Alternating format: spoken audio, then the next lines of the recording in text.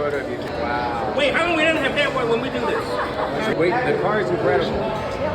Really incredible. Nailed it. We're about to take a common SUV and transform it into the Bandit Tactical Vehicle from the Borderlands movie.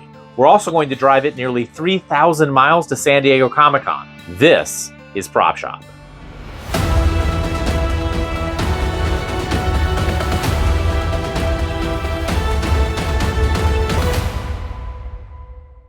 This is definitely Prop Shop's biggest build and largest activation to date. With just 6 weeks to complete the build and prepare for an epic 10-day-long ultimate Borderland road trip adventure, we're gonna need a lot of help.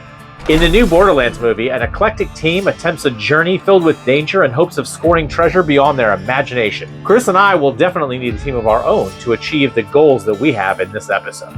There are 3 goals in this project. Goal number 1, the crew.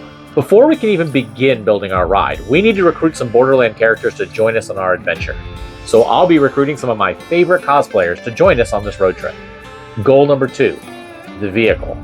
After we have our cosplayers working on their costumes, Chris and I need to transform a standard SUV into the Bandit Tactical Vehicle from the Borderlands movie. This vehicle needs to remain street legal with all of its safety features unhindered by our cosmetic adjustments. Goal 3, the trip. After we have our crew and our vehicle, we're going to need to drive the Borderland Tactical Vehicle from our base in Knoxville, Tennessee to San Diego Comic-Con, where we'll join up with other Borderlands fans at Lionsgate's Moxie Bar activation at the convention. We'll also be making stops at Regal theaters we pass along the way and celebrating our halfway milestone at an amazing Mountain Dew Borderlands motel experience in Albuquerque, New Mexico. Now that's a lot for us to get done, so let's dive right in. The crew. Borderlands is all about the crew you bring along for the ride, and our build was no different. Luckily, 2 veteran cosplayers answered the call to adventure with us and joined our merry band of misfits. I've been a friend and fan of Michelle at Battlecat Cosplay for years, and she's perfect to cosplay Lilith. And Michelle's friend Janie at Crash Candy Cosplay has done multiple Borderland cosplays in the past and will make a fantastic Tiny Tina. While we build the tactical vehicle, Michelle and Janie did a remarkable job of creating movie-accurate cosplays for both of these characters. With our crew assembled, it's time to tackle our biggest challenge, constructing the Bandit Tactical Vehicle. This cosplay vehicle needs to look like the tactical vehicle our Borderlands heroes use in the movie, but it also has to safely travel nearly 3,000 miles to San Diego. So we need to make sure that what we do to transform this vehicle doesn't impact any of its safety features, and also it needs to be affixed in a way that nothing will come loose, even at interstate highway speeds. To pull this off, I've connected with the person I trust the most to have our safety as a top priority. That would be my dad, Bob Douglas. He's not only going to have our safety as a top priority, he also has years of experience modifying vehicles. Bob Douglas calls this his dream machine. It's kind of an all-weather motorized tricycle. It's also an attention grabber. In the 80s, my father fabricated a 3-wheel car from the front end of a VW Beetle, the engine and back wheel of a wrecked Honda 550 motorcycle, and Corvette body material. This dream machine was a thrill to ride growing up, and his out-of-the-box thinking definitely inspired me to be a creative person and excel in engineering and problem solving. Next stop, tactical vehicle.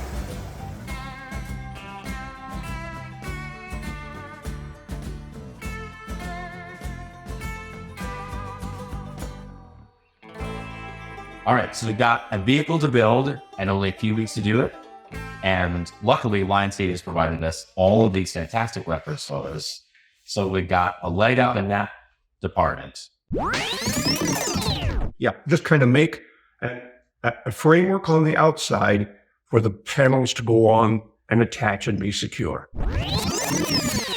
If we have wood attaching everything and keeping everything stable, what are we covering this with that we can eventually paint and weather and modify? Because that's true. And strong enough.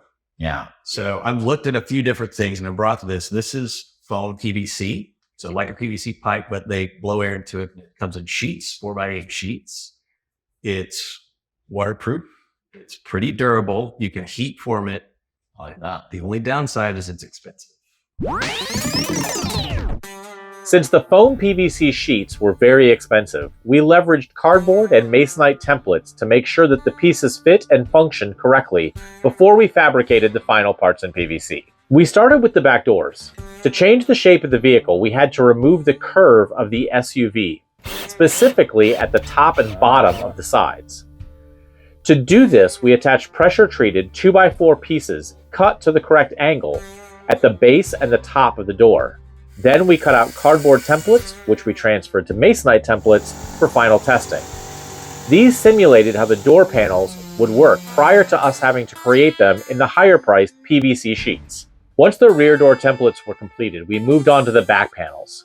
These were easier as we could attach a solid wood strip all the way along the back section at the midway point of the SUV. These mount points allowed us to mount our test masonite panels and confirm that everything worked and fitted perfectly before we cut out the PVC. With the back section in place, we were able to start constructing the rocket boxes, which sit where the back windows of the SUV were. These were fabricated with plywood and more foam PVC. We made them hollow as Chris has plans to wire up our rockets so they light up when fired. The back hatch was relatively straightforward. 2 main pieces are required, and we mounted 2x4s onto the SUV's metal body so that we could attach the upper and lower parts.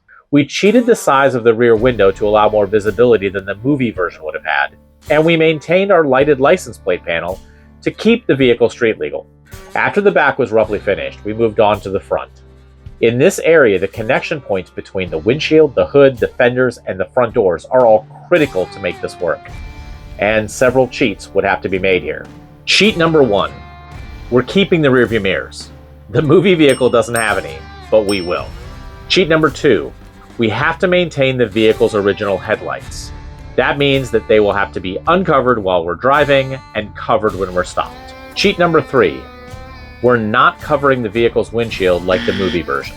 This means that we'll be using the base vehicle's windshield and windshield wipers. But because we want it to look like the movie version, we need to narrow the windshield. So we've opted to bring our PVC armor plating down to the shade line on the windshield, and then modify the wipers to match the new height. We built a template for the windshield piece out of masonite to test fit it. Then we cut out the PVC version, which we epoxied to the windshield. With that connection cemented permanently, we only needed to mount some 2x4 supports on the metal above the windshield to secure that edge of the PVC. This will be later covered with a 2-inch PVC pipe to match the look of the reinforced tubing the tactical vehicle has in the movie. With all that we had learned to this point, the front door builds went quickly. We used all the same techniques and materials for these, and then turned our attention to the hood and fenders. The hood will need the biggest adjustments to its shape. To achieve the Bandit Tactical Vehicle's look, we're going to need to flatten out the hood and build fenders and a grille that look like the movie vehicle. As the hood section of this build will be under some of the biggest wind stresses, we need to make sure that everything we do is extremely secure. We've achieved this by making multiple connection points from our supporting wooden frame into the SUV's metal hood and fenders. We'll strengthen this with carriage bolts through the hood to ensure that our underlying structure is rock solid. Once we build the structure of the hood shape and attach it, we'll then add foam PVC plastic to cover that and give us a uniform surface and shape to paint. We're at the home stretch of our fabrication, and with some CNC cut parts that Chris designed from reference photos, cut in 1/2-inch and 3/4-inch thick foam PVC sheets, we were able to construct both the dominant front fenders as well as all of the rear fender details. An important part of the front fender build was to maintain the right gap between the fender and the hood, as the hood needs to be able to pass by the fenders when we open it. To maintain its structural integrity, we screwed and bolted more wooden supports to the base vehicle's body and then attached the PVC pieces to those supports. We'll also need to build support pipes that attach to the hood in a way that matches the reference photos. We'll need to engineer these so that they're removable so we can still open the hood. And lastly, we'll need to build our own grille for the vehicle that can be removed so we can reach the hood latch. We finished up the main fabrication by gluing detail elements on the PVC armor plates. These were everything from 3D printed hex bolt heads to door handles, latches, step plates, and rivet heads. Here's a look at how the completed vehicle looked prior to painting. Just finished washing it before painting it.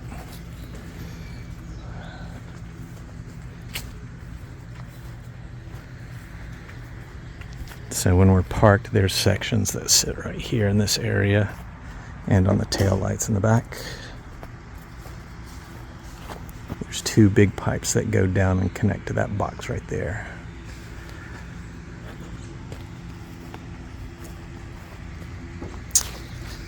And then when we come back, there's pieces that fit there. When we come back, primer and paint. While the foam PVC material was easy to use for fabrication, it is tricky to paint. Chris did countless testing on different adhesive promoters, primers, and paint combinations. We landed on a paint process that included the following steps. 1. Wash every part of the build with mild soapy water and air dry. 2. Mask off all windows, mirrors, tires, and other surfaces that will not get paint. 3. Apply 2 even coats of the special primer specifically designed for plastics. 4. Paint the detail sections with the dark gray color from our screen caps. 5. Mask the detail sections and then hit the main body of the vehicle with our color. 6. Remove the masking. The resulting paint process worked amazingly well and is very scratch resistant. After it was painted, we had to upgrade the tires to something more off-road. We found a great set of these and eventually painted the wheels a flat black with Plasti-Dip. This really completed the look of the tactical vehicle. All right, so my first time driving the Bandit cross town from where we built it and painted it over to my shop to do all the electronics. You get some interesting looks in this vehicle, I'll tell you that. I just drove it on I-40 for about 15 miles, and yeah, there was a long line of cars behind me. Nobody wanted to pass. So, I don't know what that means, but it was a lot of fun. In addition to changing the outside of the car, we wanted to extend the Cosplay, or Carsplay, to the dashboard. But with our only reference being a brief glimpse of the interior in the trailer, there wasn't enough reference to really build a one-for-one replication. So we decided to cut ourselves a little slack and build a functional Borderland-inspired version of the dashboard. Chris is a master of digital displays, and I can't wait to hear what he's got in mind for this part of the build. All right, so we're deep into building the car, and we've created the boxes that the rockets are going to go on the side of the car. You have something planned for the actual thrusters? I do. So I've modeled some kind of basic thrusters, and I think this is the design I want to go with. Okay, that looks like the reference photos. So it looks kind of like what we can see from the photos, but I also want to light it up. Okay. I think if we just stick regular lights in here, you won't see anything. So I've got this insert that kind of nests inside the rocket engine like that, and it's made out of a transparent filament. And then I got these LED trailer lights. So I've got a red and I've got an amber. They're going to mount to this flange, which will mount to this. So they will be on the top of this flange, and then this can go into the box. We can run all the wiring through here, and then run that into the car. Perfect. And so it'll run off the car's power. It'll run off the car's power. We can connect these to a switch so that when we hit a button, these things light up, and we can kind of make it a little interactive. You mentioned the dash. What are you cooking up? What I think we'll do is we'll kind of do an homage to what they've got in the film, right? Yep. So my thought is we'll take over the driver's console, so the speed, RPM, fuel, temperature, all the stuff. The actual indicators from the car. Yeah, so our car has the analog gauges. Right. We'll cover that with a screen, and we'll make our own gauges. And to do that, we're working with Bright Sign, so they've donated a couple players. Like Excellent. They've done for some other builds. Yep. This is one of their higher end players because we're going to need to tap into the car's computer. So that'll be the driver's screen. Okay. And then in the center, we see kind of in the trailer, there's a center console which has a round screen in it. My thought was GPS. Using a Bright Sign. Right. And this little GPS module from Amazon, we will actually build our own GPS system. We'll load in the map of the entire United States. Okay. And we don't have a lot of room there, though. We don't. Okay. So I also reached out to another company called Bluefin, which makes these frameless screens, which is what this is. I gotcha. So without the plastic housing on the screen, we save several inches. Okay. Because space is a premium on this dash. Right. Yep. And so we've got a few different size screens that we're going to put in there for the center console and the driver console. And we might have to do some dash modifications, so we might have to. You mean cutting out cut the dash? things Okay, off. all right. Yeah. Yep. But these will fit in nicely. I've done the measurements and 3D scans, and these will fit perfectly. And I think it will give us the exact look and feel that we're after. What's on the passenger side? So the passenger side, I want to do something, I want to make it really interactive. Okay. Right. So I think we do a button console over there. I love button consoles. Everybody loves buttons. Who doesn't want to sit and just flip buttons?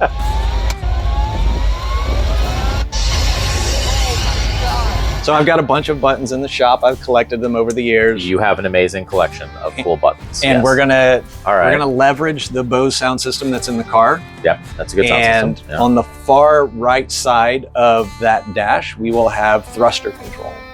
So I've got some really nice buttons that flip up, and we'll have a few different buttons there. So as you flip them, the intensity of what you're hearing builds and builds and builds until you hit that launch button. So it'll be a big red button. Big red buttons are almost mandatory for each of our builds. Absolutely. Right? And so I think that ties back to the rockets. It ties back to the rockets. Okay. All right. Ties back to the rockets. So it all comes full circle. Our final thing to do was to get the vinyl Borderlands signs on the door and the front of the vehicle, and then weather the paint job.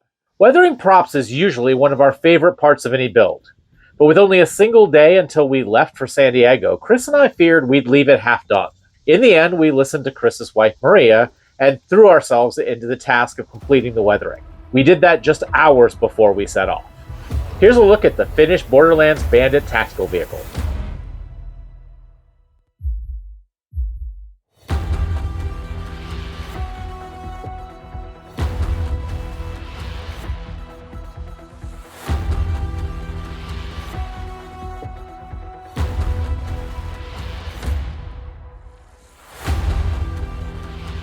Chris, Bob, and I are incredibly thrilled to have produced a vehicle with this many modifications in just a few weeks.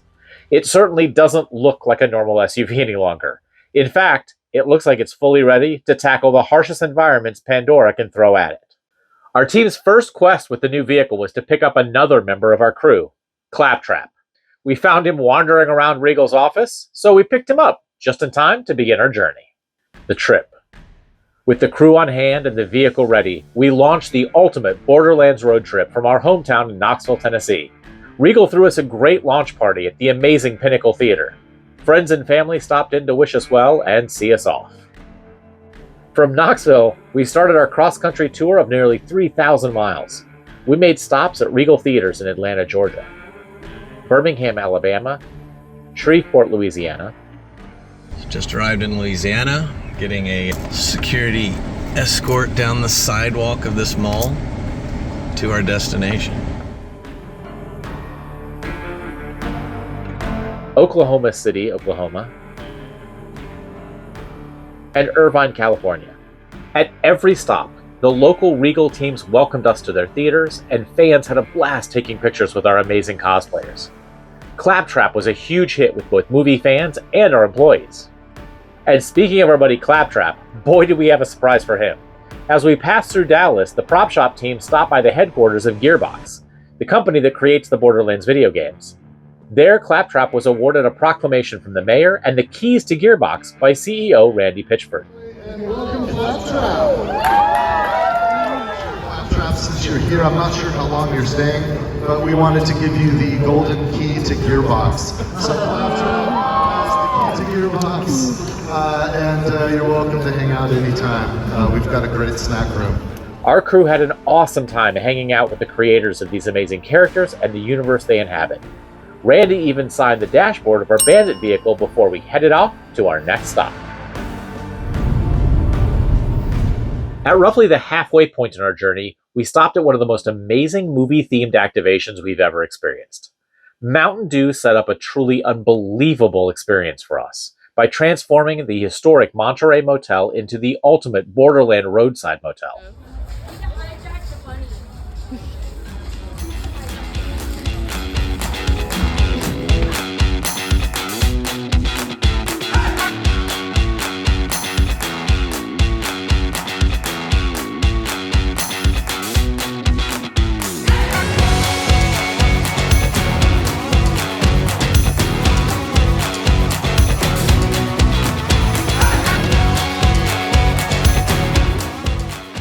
This included custom neon signs, food truck, pinball games, character-themed rooms, a world-famous DJ, and hundreds of Borderlands fans.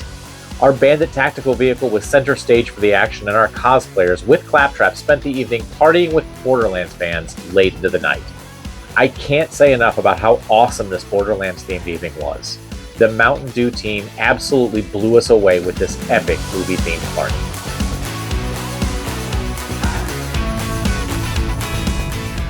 There were a lot of miles before we reached San Diego, but this cross-country drive was totally worth it. San Diego Comic-Con is the largest comic and pop culture event in the United States, and there is nothing like sharing the love of comics, games, and movies with 160,000 fellow fans. Welcome to the Borderlands! Are you a Vault Hunter? Looking for loot? Lionsgate had constructed an amazing Moxie Bar activation at the Hard Rock Cafe, and our cosplayers and Claptrap felt right at home. Fans from the convention spent time playing the event games, having Borderland-inspired drinks at the bar, and posing for pictures with our cosplayers. Our team also joined in the fun on the trade show floor by joining the Borderlands booth to take more photos with fans. It was incredible to connect with other cosplayers too, including Demetrius at Hellspawn Cosplay as Roland, and Jessica at Jessica Negri as Moxie. These artists are amazing, and their portrayal of these characters were simply stunning.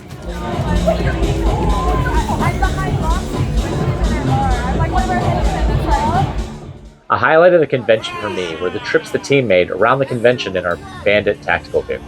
Fans simply loved seeing our cosplayers waving and posing in the windows and on top of our Borderlands battle vehicle.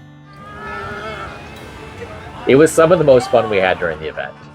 We were also extremely lucky to have Borderlands stars like Jamie Lee Curtis, Kevin Hart, and director Eli Roth talk to us about the vehicle and even test fire the rockets. That is insane.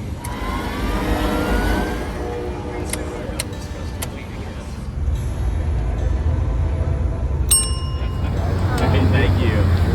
Thank you. So cool. Thank you. We built the vehicle. I'm Jonathan. Eli's auctioning it off. You want to sign it? We got.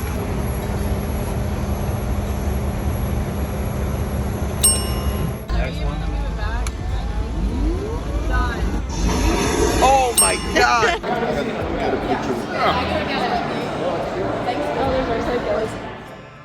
What an absolutely epic adventure.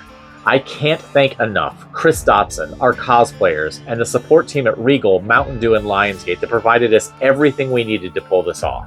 I often say that my favorite thing about building props and replicas is seeing the joy they bring to the fans we visit. And this trip was no different. But I'd have to say the highlight for me on this prop shop was getting to build this amazing creation with my dad. He and my mother have always fostered creativity and shown by example how to solve the most complicated problems one step at a time. I will be forever grateful for this great opportunity to build something inspiring with him and this amazing team. And now it's time for you to gather your team of friends and family to see Borderlands at Regal Theaters, opening August 9th.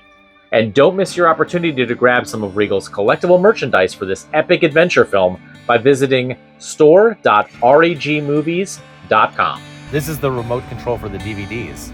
Every tactical vehicle needs to have a remote so that you have in-car entertainment.